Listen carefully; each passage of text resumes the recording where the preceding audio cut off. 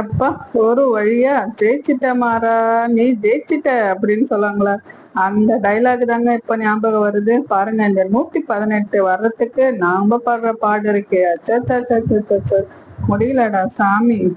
இந்த 4ஆம் தேதியிலேருந்து இந்த 5 நாள் தொடர்ந்து இந்த நியூஸ் சேனலை பார்த்து பார்த்து கண்ணு புளிச்சு போனதுதான் மிச்சம்.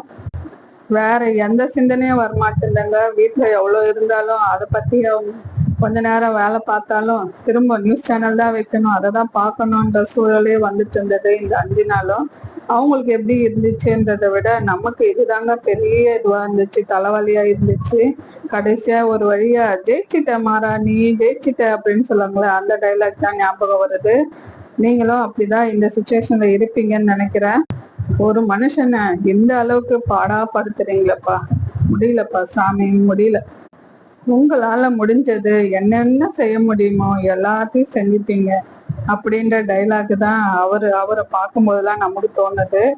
இந்த 118 வர்றதுக்கு டிவியில பாக்குறதுக்கு இவ்வளோ கண்குளிர் காட்சியா இருக்கு. ஏன்னா இந்த 118 வருமா வராதான்னு சொல்லிட்டு பார்த்துட்டே இருந்தோம். கடைசியா ஒரு வழியா வந்துச்சு. நாளைக்கு பதவி ஏற்பு விழா, அதையும் ஒரு வழியா பார்த்துடலாம். அப்போ நாளைக்கு சந்திக்கலாமா எல்லாரும்? எல்லாருமே இன்னைக்கு நிம்மதியா தூங்குவாங்கன்னு நினைக்கிறேன். நாளைக்கு பார்க்கலாம். நம்ம சேனலை சப்ஸ்கிரைப் பண்ணிக்கோங்க.